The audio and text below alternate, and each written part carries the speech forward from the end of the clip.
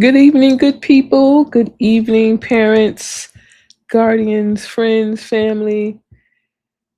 Happy Sunday, happy Palm Sunday, actually.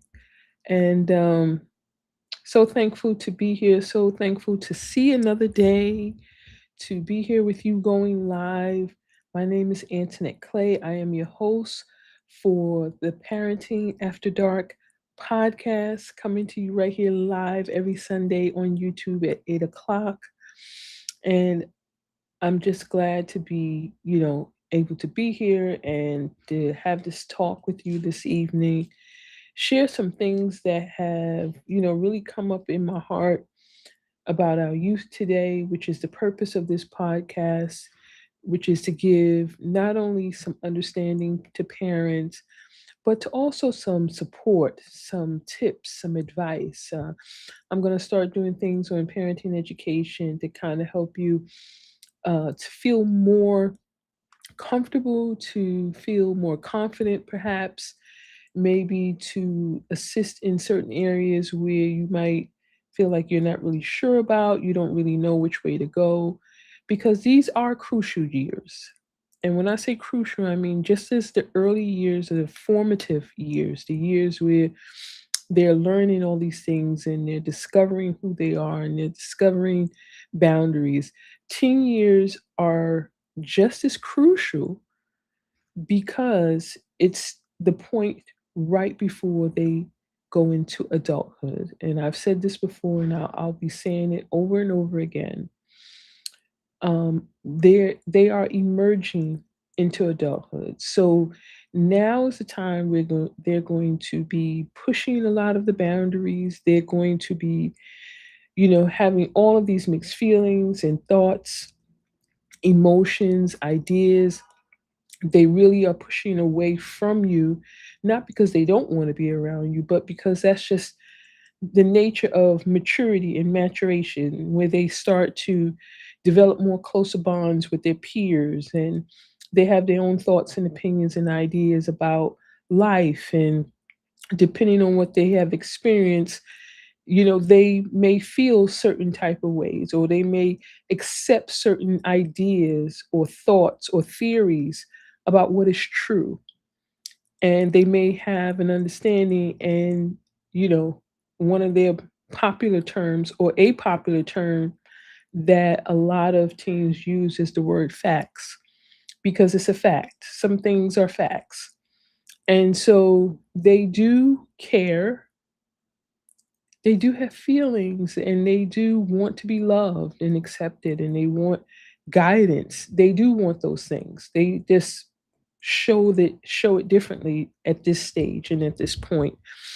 And then there are other factors, and that's what I wanted to talk about tonight, which is these teen takeovers. But I wanted to come from a perspective of mental health. Now I'm only going to talk a little bit about it because I want to get some numbers. I didn't get a chance to really look up the numbers. But I do recall that when we were in during the time of COVID, when there was a shutdown, I do recall hearing shortly after that. So I want to say it would be 2021, 22, when they really begin to push and say, let's get the kids back in school. We need to open up so that people can get back to their daily lives and routines.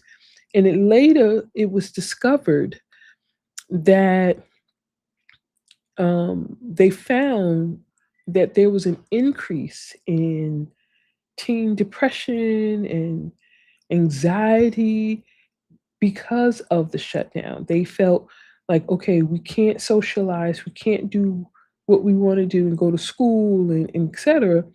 And so they found there was a certain increase in these areas in mental health when it came to teens. And so I thought it would be appropriate to just start the discussion, to start talking with you and sharing with you about my thoughts and opinions. And again, these are my thoughts and opinions. I'll get some facts, some numbers to support what I'm saying. But the idea is not so much to be, you know, scientific, but it's to give you an understanding as to the number of teens that do suffer from these this mental illness, specifically anxiety and depression. Those are the two biggest uh, areas where there is concern when it comes to our youth. And so, thinking about these teen takeovers, if you are not aware, they've been in the news like frequently. Either it's through, the mall raids, it's through, the smash and grab type of thing, going into stores and smashing and grabbing whatever they can take. And so the idea is, just to get what you can, to loot. And it kind of started really during, I want to say, I'm not going to say this is actual factual, but during George Floyd, the time when the young man was killed by the police, it was a lot of looting. And that was from what I understand about it, it was not just teens, it was adults. It was just, in certain states, they were just really, going wild and really just taking because it was, you hurt us, now we're going to hurt you type of thing. We're going to take. And so now moving forward past that time, you still have sort of the same ideology. And with the youth, from what I understand with these teen takeovers, it is um, starting on social media, meaning like Snapchat and TikTok. So supposedly there are these flyers or these posts that go viral with, you know, organizing a takeover where all the teens gather in one specific area. And the idea is to just, I guess, to do whatever it is that they think that they can do. Now, there has been some, police response to it. They have really, and I'm going to find a couple of those videos where the chief of police are asking parents to really be on top of monitoring their youth, to really be on top of knowing what they're doing, who they're hanging with, because they are the authority. And so that authority is being challenged in a sense where you have hundreds, if not thousands, of teens just walking. And there's been a couple of instances where there has been some gunfire, a couple of people, quite a few people, I think around 8 people in one particular instance where they were wounded. You have, again, that smash and grab where stores are the entire store. I think there's one video online where you can see it's about maybe 50, I want to say 50 roughly number of individuals. And I don't know if they're teens. They look in their regular appearance as young people, right? But they're going into this high-end jewelry store and they're just looting. And I think they stole a little over $1 or $2 million worth of jewels. I'm not sure. Again, you can find a lot of these videos online on YouTube. You can just put teen takeover, mall raids, or whatever the hashtags are, and you can see for yourself. And so, if you look at the states, I think the biggest states or the states where that it has happened most frequently is, I think, Atlanta, Florida.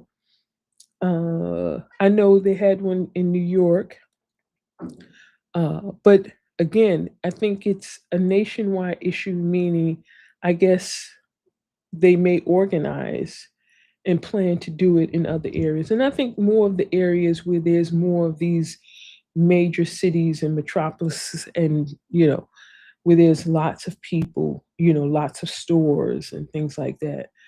And so I thought it was worth talking about because when I was doing just a little bit of the research, they found that there's a lot of data to support the fact that many teens are feeling hopeless. They are feeling depression and anxiety, sadness, loneliness. They're desiring and longing for connection. They're desiring and longing to belong, to have meaning. This is a time of life where I found, and when I look back when I was a teen, you want to know what your purpose is. Like, you really, like, why am I here? What am I supposed to be doing?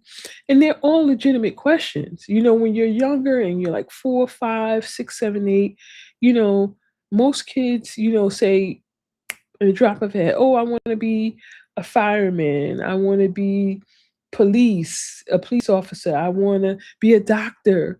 I want to be a scientist. And they have their little drawings and they're so happy. It's because that's what they want. That's what their goal is, and that's where they see themselves, even at that very young age. But when you get into teen years and you really start to look at the world differently, you start to experience the world differently, sometimes that changes. So, you know what? You have some teens saying, you know what? I want to be a social worker. I went through so much in my life that, honestly speaking, I want to help people. I want to be able to counsel people or counsel teens, and or maybe I want to work with young children and be a therapist, right? And so you start to look at things different. You start to look at your beliefs and your core values. And so you start to really now say, okay, I'm leaning in this direction, but I'm not really sure. And so just looking at the preliminary data, what I found, we see this continuation of hopelessness, sadness, depression, anxiety. And so I want to say to parents that there's an obligation on your part. Now, personally speaking, we're not meant to be our kids' savior. We are meant to be a guidance, love, support, help them to define their boundaries, and to give them clarity so that they can clearly define their boundaries, or to help them to really, I want to say, when it comes to friends, what really makes a good friend, right? What makes a good partner in life? Some characteristics of that. And we're to lead by example, but also to sit down and say, what is it that you want? What do you see for yourself? What would be the ideal friend?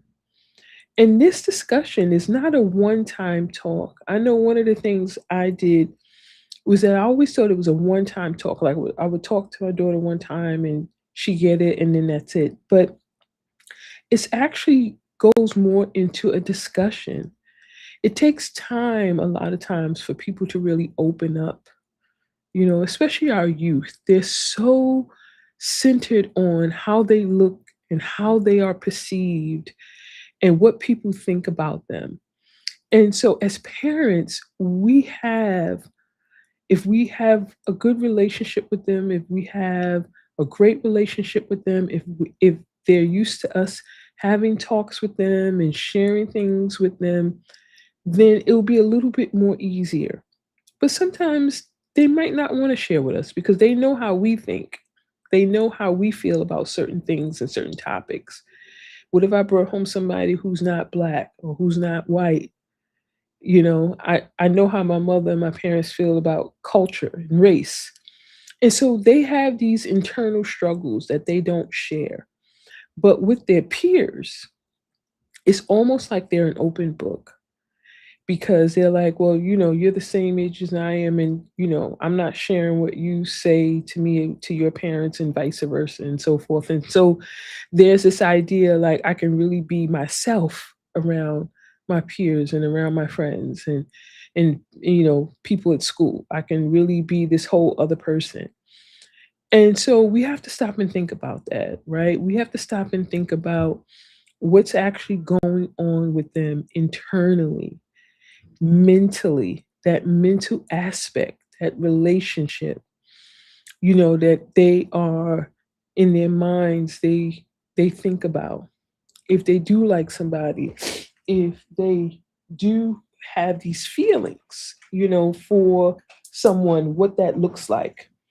And, how do I go about sharing that without being rejected, right? Like, how do I go about being, you know, cool and sexy and, you know, and how do I know this person really likes me? Because, nobody wants to put themselves out there and be the only one feeling, the way they feel. So, how do I maintain that level of coolness and, you know, my Mac, how do I maintain that without, giving away too much information? So if the person doesn't feel the same way, it's like, they really don't know how I really feel and so forth. So they have these internal thoughts, this internal struggles. And yet when we look at these teen takeovers, you see it's like, my daughter and I were talking about this, and she brought up a very interesting point, which again goes back to the conversation her and I had a few episodes back, where she shared about her experiences and that what was really going on. And the spiritual aspect of that was just the idea that, you know, there's an enemy, an unseen enemy that is, using people and manipulating people into doing these horrible things, right? Horrible things to each other and horrible things, as a whole in society. And you wonder what is going on? Why did that person do that? That's not in the nature of man, in that sense of that's not the way God created us. But you have this evil, sometimes influence that really has the ability to really kind of control and manipulate people in circumstances, situations. And so sometimes people have even said it. I've watched documentaries where people was like, I don't know why I did it. It's like I woke up and I realized, oh my God, what did I do? And so there is that aspect that there is an evil, an influence that really takes advantage of people and our youth if there is sadness and loneliness and depression. And I want to preference this by saying that we all experience bouts of sadness, times where we just feel sad. um we experience loneliness or depression. Some of these things are just, it's in the biology of the human nature, because we have hormones and things just happen, and you have things that happen in life like people passing away and catastrophic events and world events, like we're now fighting a war with Iran. And so you have that looming thought, like what's going to happen if they do something to try to do terror attacks. We've already been, experienced some terror attacks, here in the United States. But now, with this nuclear situation and all that's going on, and all of this, political, unfortunate political ties and stuff like that, you have more of a concern now, right? You have more of a concern of what might happen. And so we all go through these times when we feel worried or we fear or we are afraid or we are lonely or we are sad. And so the idea is that that's not an alarming thing, right? Real talk, that's not a major concern. It's when those things are dominating, taking over, like it's almost like a mental takeover of your thought process, where you're constantly feeling alone, you're constantly feeling sad, or 90% of your day you're feeling sadness, loneliness, depression, anxiety, fear, doubt, you're worried, right?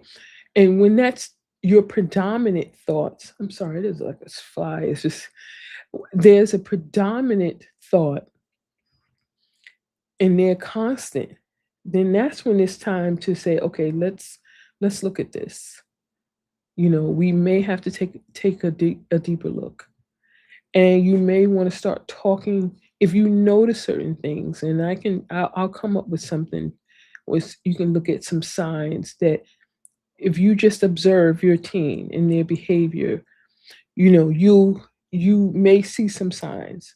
And again, it's not to be alarmed because we all go through those times, but if you find that it's prevailing, and it's dominating their thoughts. This is why I encourage parents all the time to stay connected with their teen, go out for dinner, have family dinners, have family night, you know, do things to keep that connection and that bond, to nurture that bond and to nurture that connection, to be a voice of reason, and to maintain that influence. And if you miss that, I talked about influence before, go back and look at that. Maintain that influence. You're building a connection, you're building a relationship, and you're showing them how to build connections and relationship. But if you find that you're talking with your teens and you see certain things and you see their attitude, a drop in grades, certain things, you want to start paying more attention. You want to start being mindful that maybe they are suffering from something. Maybe there is an underlying reason of what's going on. And so that's why I say that. And so if that's the case, it may mean that if they really want to belong, if they really want those connections, if they really want to feel love, if they really want to be a part of something, if they really want to not feel anxious and to not feel sad and alone and lonely, the idea of participating in something like a teen takeover sounds good because it's other teens and I can just blend in and I can just have fun, and it's something new and exciting, and they're not really thinking about the consequences, right? Typical for most adolescents. It's like that prefrontal cortex, that part of the brain that's not fully developed, that you know um that says, hey, stop, think about this, that is not really developed. So you have that tendency to do more things that are like, what did you do? And it's like, for you as a mature adult who's way past that age now, you understand consequence, you understand, what certain things can happen as a result of making wrong mistakes.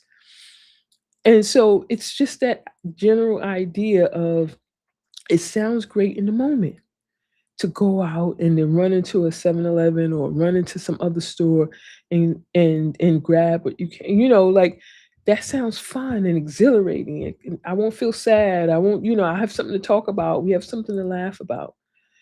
And so you want to, again, keep and maintain that connection. You want to check in with your team. You want to make sure that they're okay.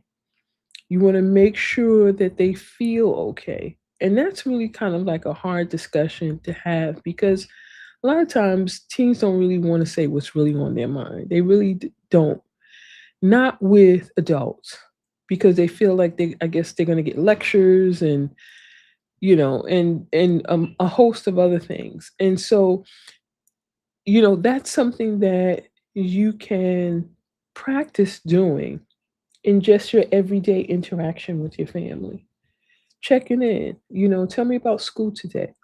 I remember watching, I got to try to find, um, someone was sharing online some great tips about that. Instead of asking, how was your day? To say something like, tell me the worst part of your day. Tell me something in your day that you wish you could change. These are open ended questions, which are very, very helpful and useful in terms of not just learning about someone and getting information, but it opens that door for conversation, for you to do more exploring, for you to do more talking and more discussion. And because that's what you want. You really want to discuss things. You want to talk it over with them. You want to connect with them. And they have I was sharing this with my daughter. God created us with a conscience, which is like our moral boundary, or it's a boundary period to when we cross a certain line, we have that little voice that says, don't do it. Don't go there. Or think about this. You know, Years ago, there used to be this meme, or there used to be like a couple of television series or cartoons where you would see the devil on the side and the angel on that side, right? And they're both talking. One is saying, "Yeah, go and do it," and whatever, and the other was like, "No, you shouldn't do that." Think about it. And so it's the same thing. It's the same concept when you look at it now, and when you're talking with your teens, you don't want to be either or. You want to just engage them in conversation. You want to engage them in good discussion, because this is practice for them, that when they get into relationships, when they later on, if they decide to have children, that their parenting would now reflect how they were parented. And this is oftentimes, I think, parents forget, is that our children will parent oftentimes the way they were parented, just like the same for us. Most of the time, we do have some tendencies, and we do parent the way our parents parented us. For some people who may be a little bit more conscious and realize, okay, wait a minute, my parents did some things I wouldn't do, right, to my kids. But that's a good thing, because now you're aware that those are not options for you. And so you change it up and you do it in a more healthy way, in a more respectful way. And that's what it's about. But you want to have these discussions, and you want to get involved. You want to have these discussions where it's more them talking and you listening. Because again, you want to be that source of connection to help them to define those boundaries, to help them to build that consciousness of, you know what, I don't think this is the best decision. If everybody's drinking, if everybody's hookah is doing hookah, is if everybody's vaping, yeah, I don't want to go that route. And it has nothing to do with, the right or wrong. It has to do with, okay, I need to maintain, a certain, action, a certain response to these things, because I don't want to get involved in it. I don't want to get hooked on hookah. I don't want to get hooked on vaping. A lot of times these things are marketed towards youth, and some of the concept is that it's healthier than actual cigarettes when it's not. And so again, you want to have these discussions because you want to know what they're thinking, what they're really believing. And that takes work. It takes time and it takes work, not in a sense of just labor, but work like to be consistent, work to be authentic. You're not just doing it so you can save your kid and keep them out of trouble. You're doing it because you really want to connect with them. You really want to build a relationship. You really want to know what it is they're thinking. Some things you can't save your kids from doing.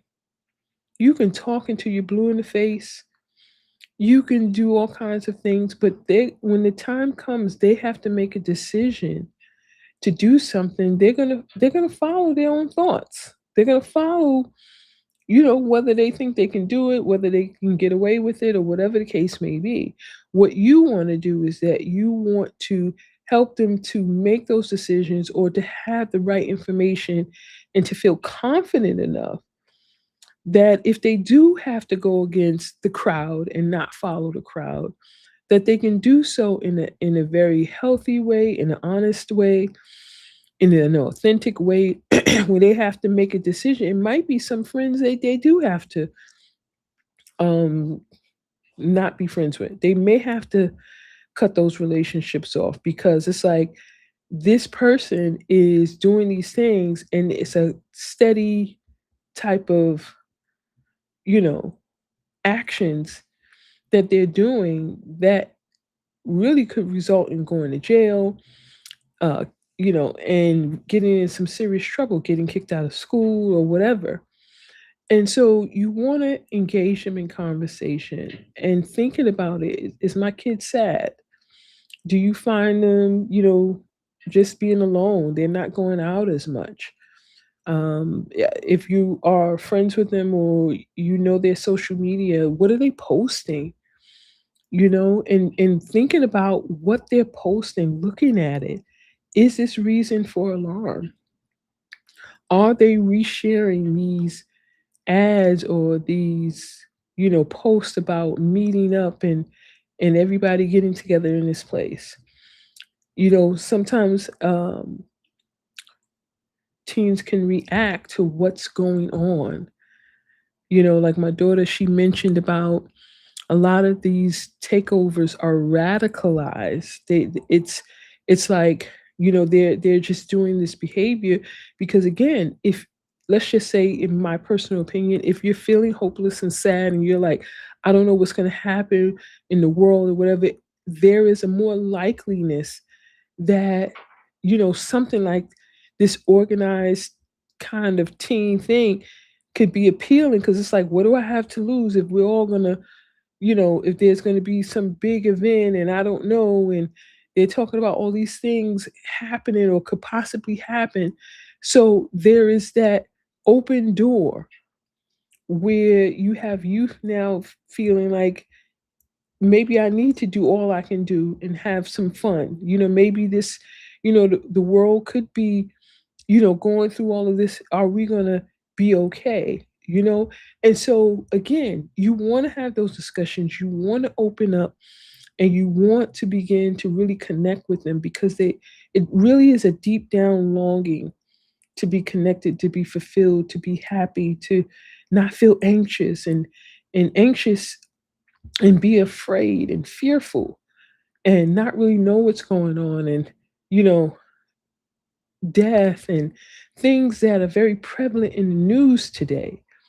You got the human trafficking, you have all these other things that are just constantly being broadcasted. And so you want to just you want to connect, you want to build that relationship, you want to be a source of hope and encouragement for your team. Sometimes I send my daughter YouTube videos, things that would encourage her. Even now as an adult, I send her these things to encourage her, right? To inspire her.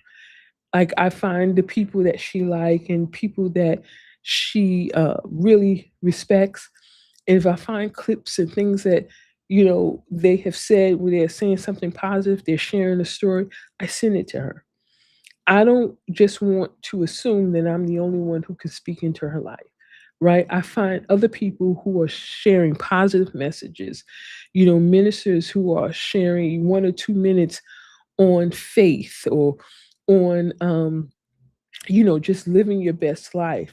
Miles Monroe, he's great with that, with really giving you keys and life principles that are biblical based but are practical, right? So you want to keep it practical. I know oftentimes with Christian parents, we tend to be more spiritual, but we have to give the practical application of what it is that we are sharing with our teens when we're talking about a relationship with God and how that looks. And so, in that practical application, right, you are saying, okay, if we look at, let's just say, spending money, or if you look at, let's just say, this is one of my favorite ones.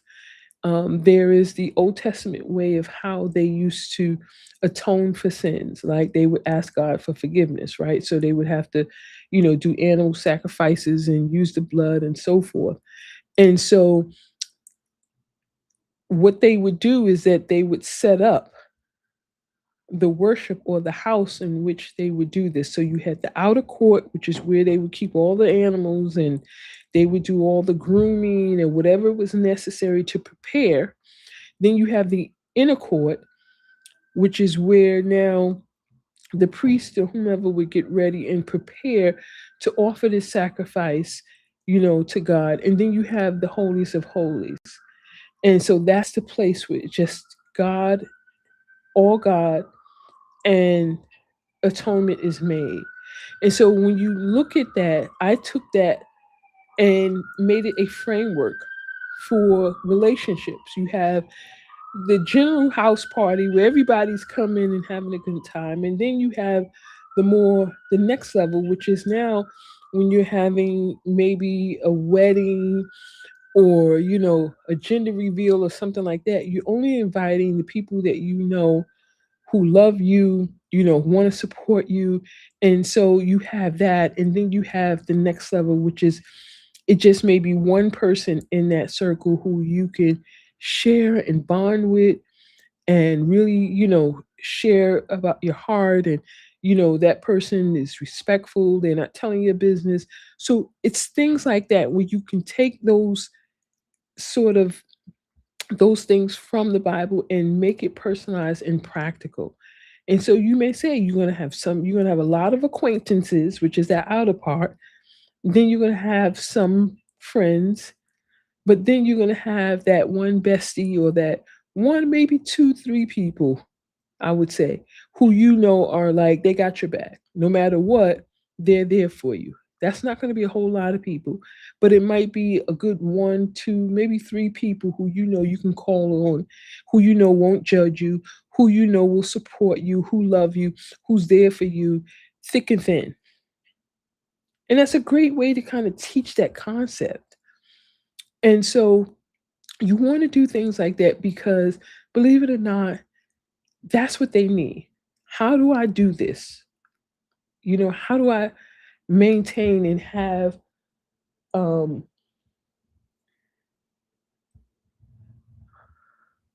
how do I, do this thing called life and have successful relationships? How do I know if somebody's cheating on me? How do I know, or what do I do, if this happens? And so they're looking for that life skill, they're looking for that connection. And so believe it or not, they'll share that with their friends so that they can help them too, right?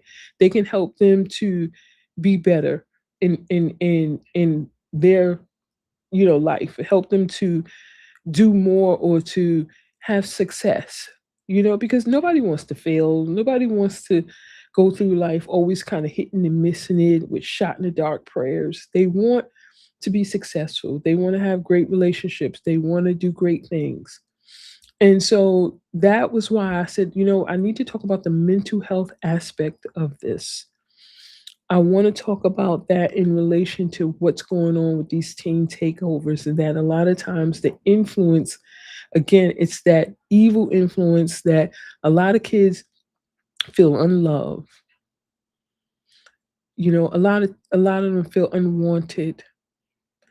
They don't feel seen. Like nobody really sees them. Nobody really pays attention.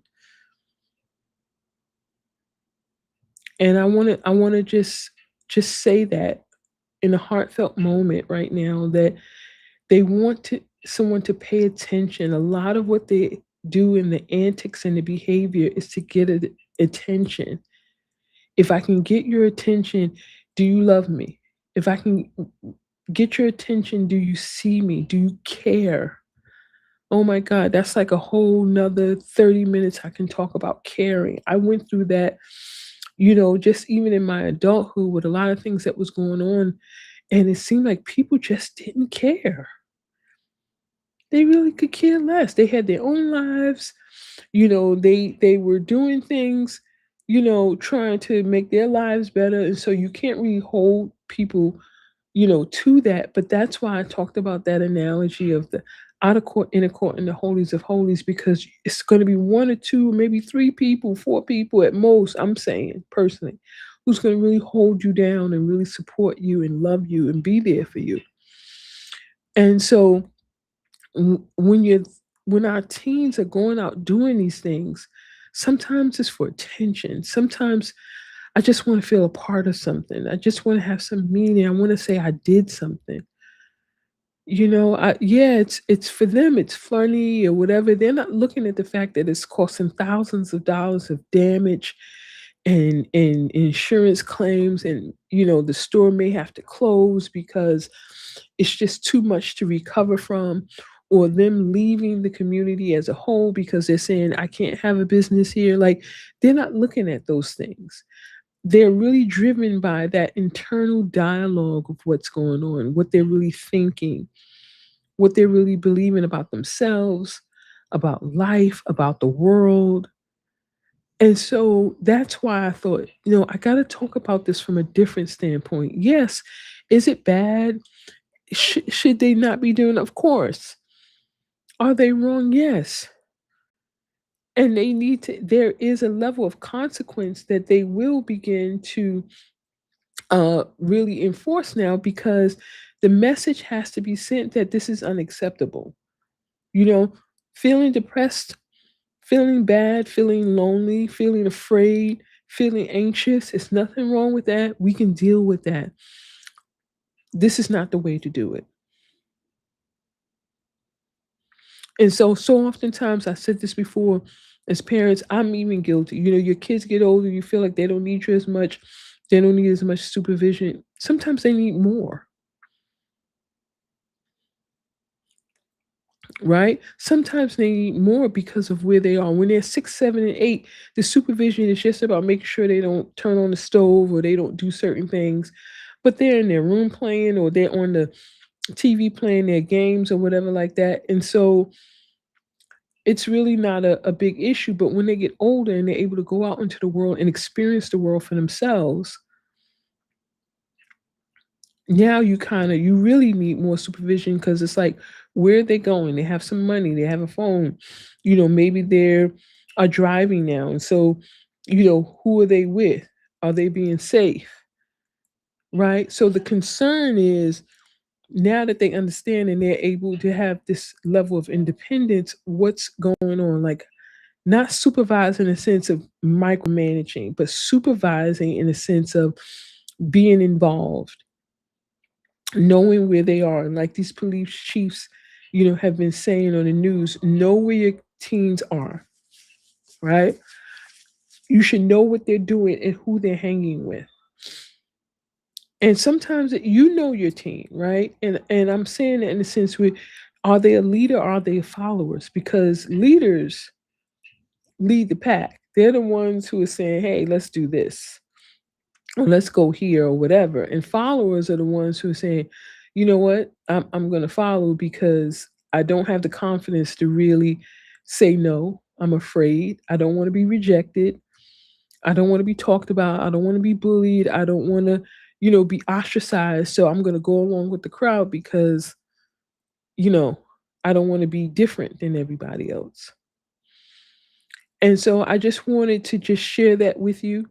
I wanted to give you insight and understanding into just the mental health aspect of this, and what's really going on, and what's really driving them to do certain things. Um, and again, it's different for every teen, why they are involved, but this gives you a general idea into the mindset, or into the thoughts of what some teens may be experiencing, what they may be feeling, what they may be going through. And so you want to, again, make sure that you're connected, make sure that you are having discussions, that you are, caring and showing that you care. Make sure that you are, just loving them, and, giving hugs, you know, um, hugging them and just saying, I think you're great, and I love you. And I just want you to know that it's, you can never, to me, say I love you too much. You can never hug too much. When they were younger, they loved it. They're like, oh, I love you too, mommy. I love you too, daddy, right? But now you want to continue that. You want to continue to build, and again, help them to strengthen that core message. And if need be, begin to change that core dialogue, and to help them and to give guidance to that thought process that they are constantly, going through in their minds. Am I good enough? Am I worthy?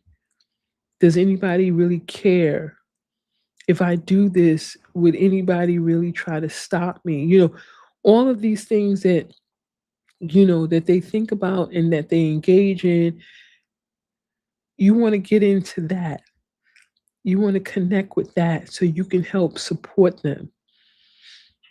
And you don't want to, again, you don't want to try to be a savior. You don't want to try to stop them from being anxious and stop them from, being depressed, because that's not it. You have to help them, thank you, Lord, to navigate the emotions that they have, their emotional state.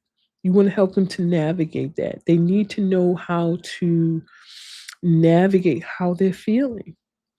I know years ago when I first had my daughter, I was trying to understand, babies. And one of the things I remember reading about was how there is a certain aspect or a certain time that you have to let them cry because they have to self-soothe, right? They have to, you know, go through this process where you're not going to pick them up all the time. You have to let them kind of work it out in their own baby way, and how to, soothe and to begin that process of saying, okay, mommy is not, I guess, gone. She's around. They can see you through the crib, or, in the stroller or the high chair, they can see you, but know that, everything is okay. And it's a part of that is on their part. And it's the same way for teens. You don't, if they are depressed, you want to get help. You want to talk to somebody and you want to get as much support as possible. If they're feeling anxious, you want to get help. If they're feeling lonely and sad, yes, you want to get support for them. And I've said this before, making sure to build a village of people who can help, who can support them, support you, because it may be this is going to be, maybe this is something they've been going through for some time, and it might be something that they go into adulthood with. In some cases, anxiety and depression, some adults, have said, I experienced this in my teen years. So, but getting them that support to help them to navigate that is what you want. But ultimately, you want to be there to help them, to encourage them, to support them. You want to get them the right support so that they know how to navigate these feelings. Good therapy helps you to do the deeper work to find out what's the root cause of your anxiety. What's the root cause of your depression? Why do you feel hopeless? Good therapy and good support will help you to do that work and get to the root cause. Was there some type of traumatic event or something that happened?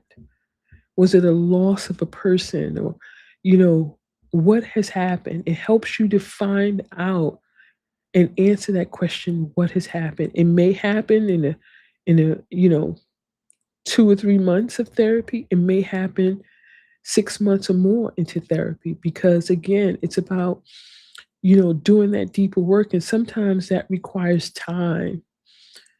A lot of times when we go through things in life and we're traumatized, if we don't deal with it, then we learn how to bury it deeper and deeper and keep it buried. And so oftentimes people have dreams, and these dreams are very wild. Excuse me.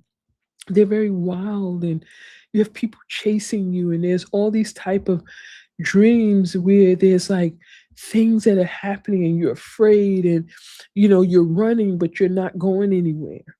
These are all indications, in my personal opinion, is that there's something that has happened that you have buried that is sending a message. I need this to get resolved.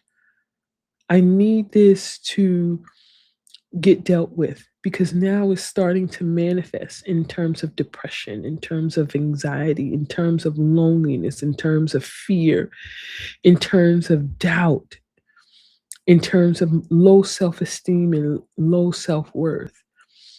And so when you think about for teens, that can be even, it can be intensified to the 10th power now, because they're going through all these changes normally. physically, emotionally, mentally, and psychologically. They're going through these changes. And now to have to deal with possibly some type of past trauma that maybe they've never shared. It could be a lot. And so, as parents, we have to extend that grace.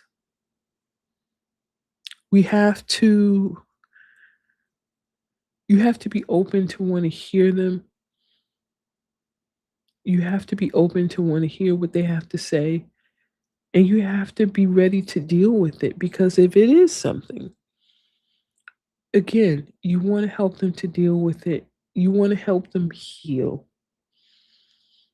You want to help them to know that you're there and that they are loved and that they are wanted, that they are important, their feelings, their thoughts are important, that they are valuable, right? You want that. And you want to help them to understand that. They may not get it. It may take some time for those walls. And we know as adults, we have walls. Some of us have walls, and some of them walls are high and they are wide. I mean, thick, right? But it takes time to kind of tear those walls down, to let somebody in. Because the idea is like, if they see me and they know the truth, will they still love me?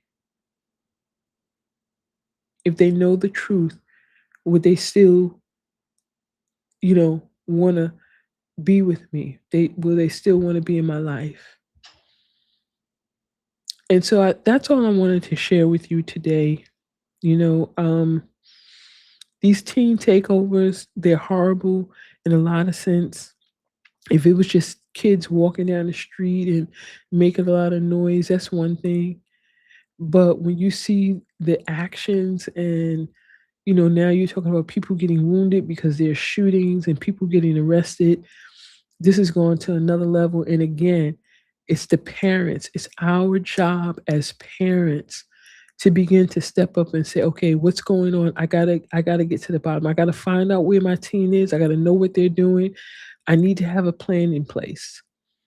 They need to understand if something goes down, this is what you should do. Because maybe sometimes all of them are not doing anything. Sometimes they're just along for the ride. As you can see in some of these videos, you see there's somebody recording. Sometimes they may not actually be doing any of the looting or the smashing and grabbing. They just along because they think it's funny and they want to go and record it, right? What do you do? If something goes down and there is shooting, what should your reaction or your response be? And helping them go through that, play those scenarios out in their mind, right? And giving them some kind of game plan, right? Because you may tell them, don't go, and I don't want you to be a part of that. You know, I'm not coming to get you out of jail and all these kinds of things. And okay, but tell them the other side too. Listen, I don't want you involved in this. I don't want to know that you've been involved. If you find yourself in that position, this is what you should do. If you need me, call me. Call me. Text me. Don't, text me a keyword, strawberry, pencil. Text me a keyword. Let me know, okay, I'm somewhere, I don't know. I need your help. Because it's not about, coming to pick you up to say, I told you, and et cetera, et cetera. It's about, let's get you to a safe place. And we could talk about all of this later. So that's all for today. I will continue next week. I think there's still a lot more for me to share. And I want you to email me at the number one parentingafterdark@gmail.com. email me if you have questions, concerns, if you want to share some tips and advice, if you know good support systems and good support resources within your community.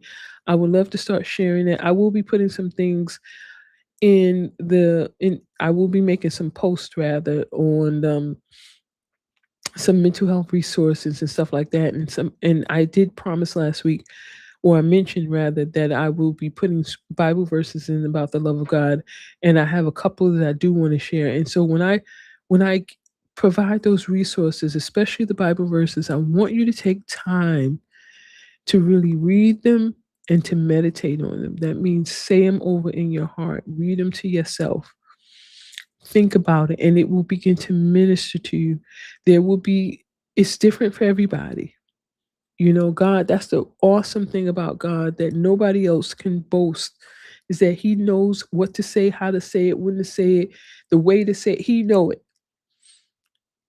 right? And so if you if you do have that struggle where you're not really sure about the love of God, and you never really felt or thought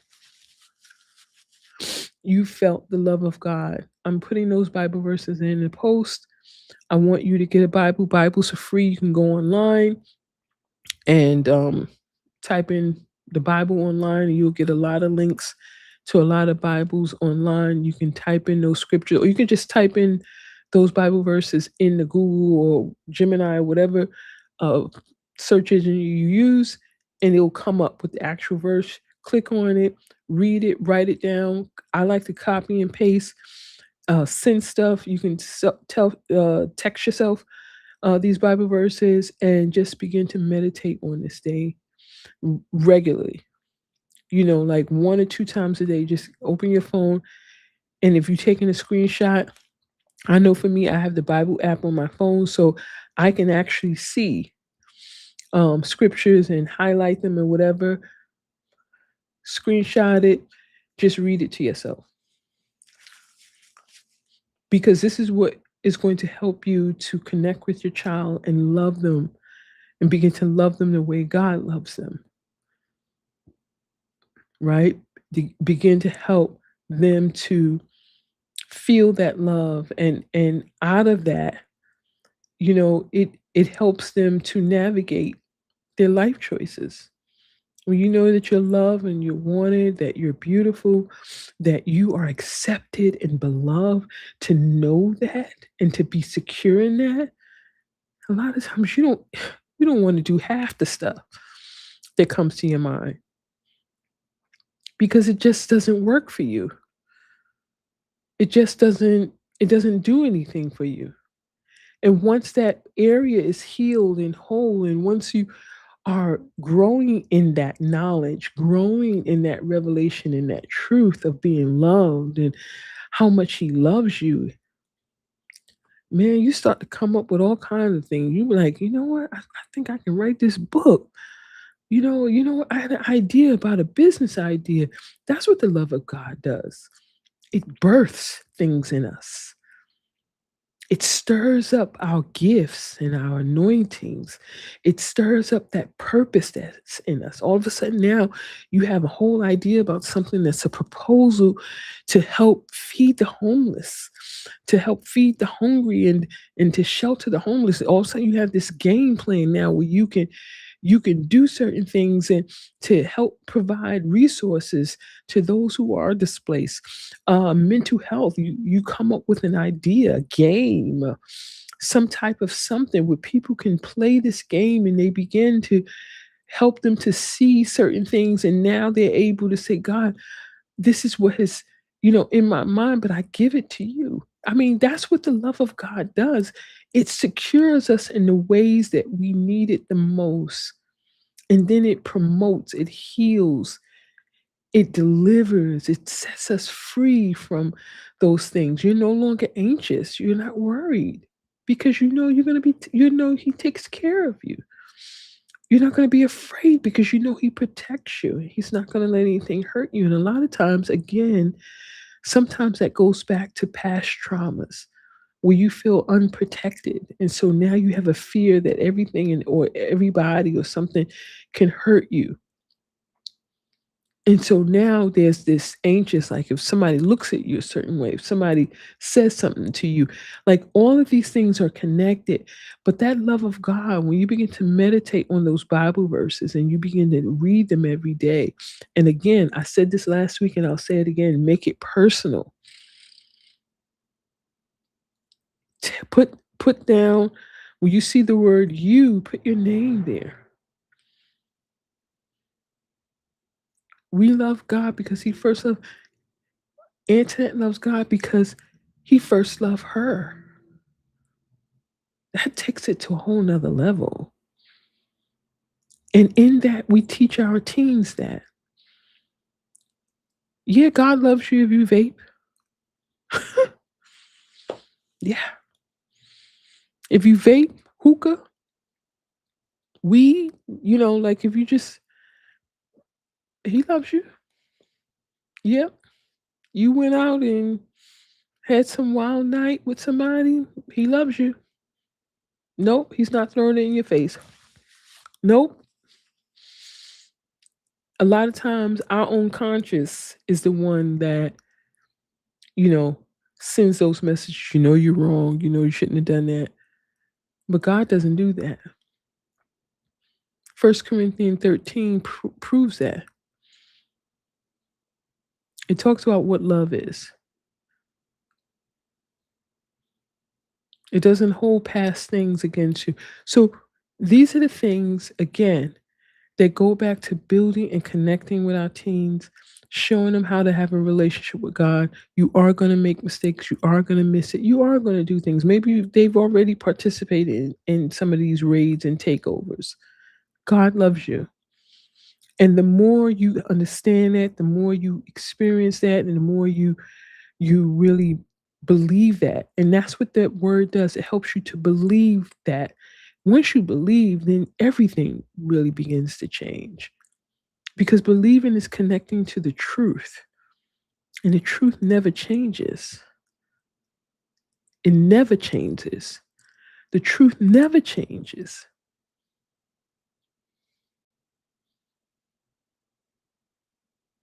And you may feel like, but yeah, it never changed. God never changed. He never changes how He feels about us, what He thinks about us. That's our own conscious that's aware of what we've done. And so it works, in that regard.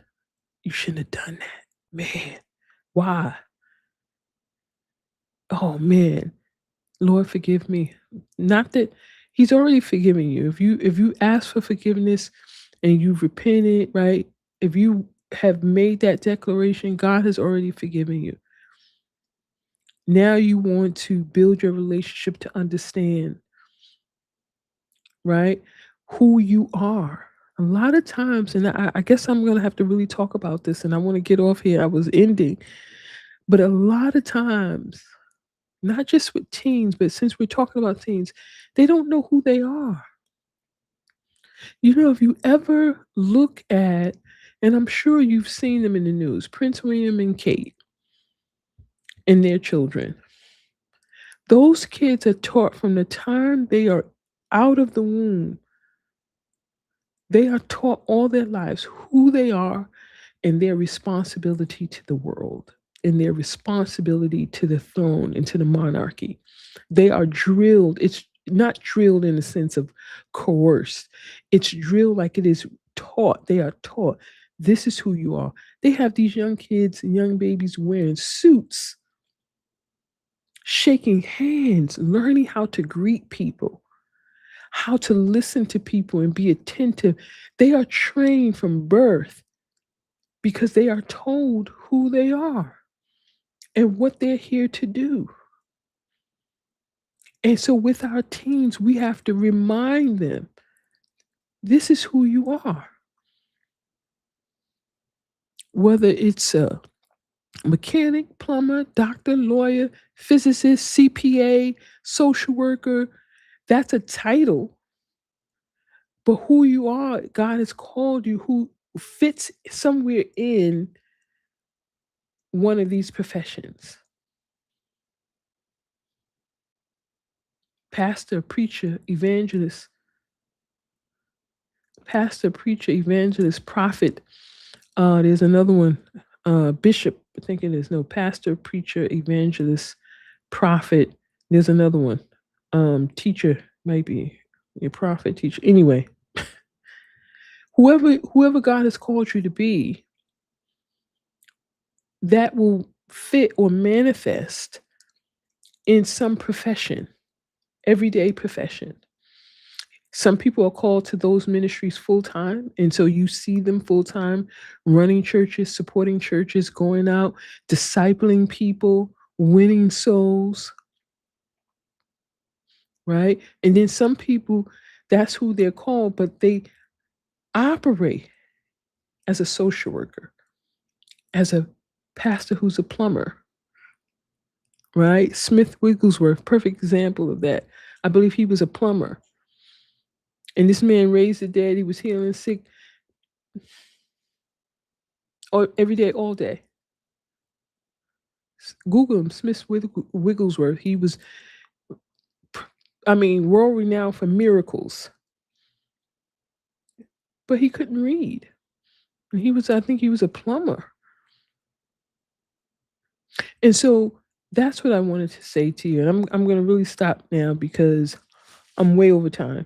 But I'll see you next week live right here at 8 p.m. on YouTube at Parenting After Dark. Have a great week. Happy Sunday. Next week is Easter. You know what? Come to think about it, I may not be on for Easter. I may come back the following week. But I will definitely put the post in there about the Bible verses and some mental health resources. They have quite a few mental health resources just for teens.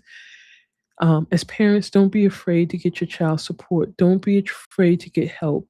It's okay.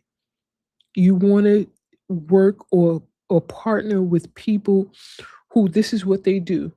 I just finished saying you have pastors, preachers, evangelists, prophets who in their everyday professions are therapists, social workers, life coaches, right?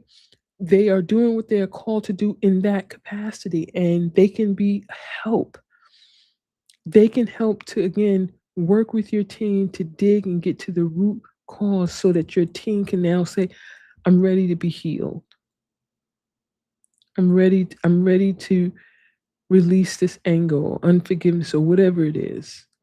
So I'll see you all maybe next week. I'm not sure. I might just take that Sunday off. But if not, I'll be on. I'll shoot a post or something to say, hey, join me live tonight. But if not, I'll see you the week after Easter.